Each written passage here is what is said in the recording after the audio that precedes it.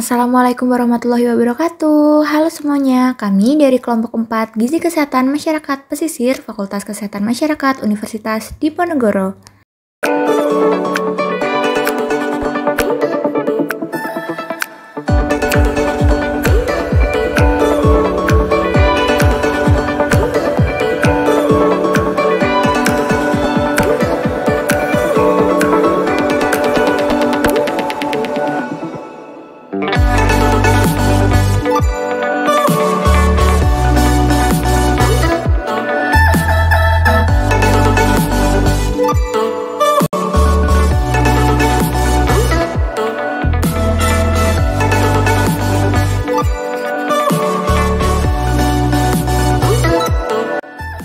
Pada umumnya, bencana kekeringan tidak dapat diketahui mulainya.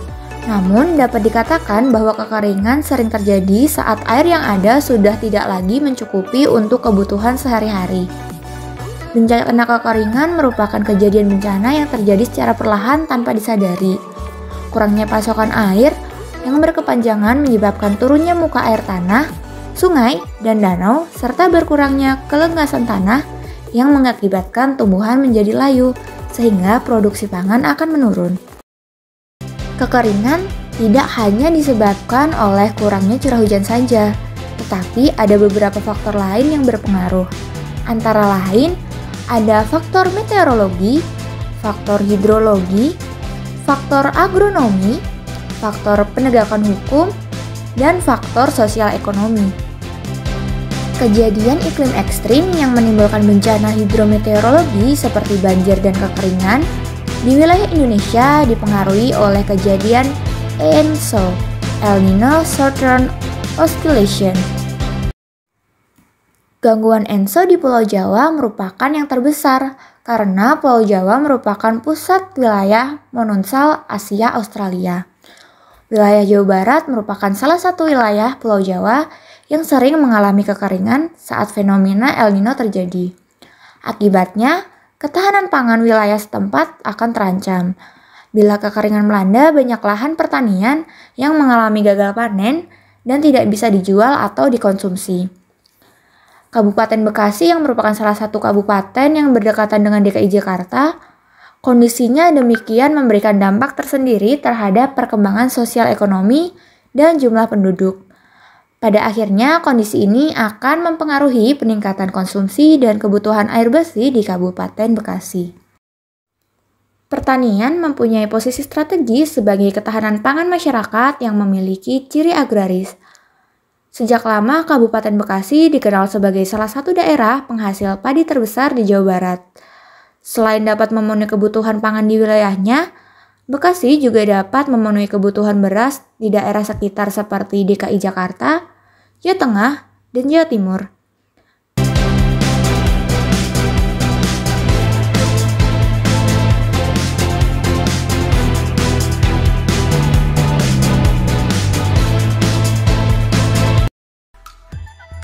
Dampak gizi yang dapat ditimbulkan yaitu kekurangan gizi, kelaparan, stunting pada anak, berat badan kurang, kondisi status gizi menjadi buruk, serta terhambatnya pertumbuhan dan perkembangan intelektual serta produktivitas. Dampak kesehatan yang dapat ditimbulkan yaitu kesehatan warga menjadi semakin memburuk, kematian akibat kelaparan, terinfeksi virus COVID-19, kesulitan mendapatkan akses air bersih, anemia di antara perempuan hamil, kesakitan, penurunan kesehatan, serta dehidrasi karena kekurangan oksigen dari air dan udara yang bersih. Dampak sosial yang dapat ditimbulkan antara lain konflik antara pengguna air, ketidakadilan dalam distribusi akibat dampak-dampak kekeringan dan bantuan pemulihan, menurunnya kondisi-kondisi kehidupan di daerah tersebut, meningkatnya kemiskinan dan berkurangnya kualitas hidup, kekacauan sosial dan perselisihan sipil, migrasi penduduk untuk mendapatkan pekerjaan atau bantuan pemulihan, serta kompetisi pemakaian air dalam sistem penyimpanan air. Dampak ekonomi yang dapat ditimbulkan antara lain kerugian pembangunan dan pertumbuhan ekonomi nasional, kerugian-kerugian bisnis turisme dan rekreasi, kerugian pembangkit listrik tenaga air dan meningkatnya biaya-biaya energi, pengangguran sebagai akibat menurunnya produksi terkait dengan kekeringan, penurunan produksi dalam negeri, penurunan daya beli masyarakat, serta kekhawatiran akan pasokan pangan.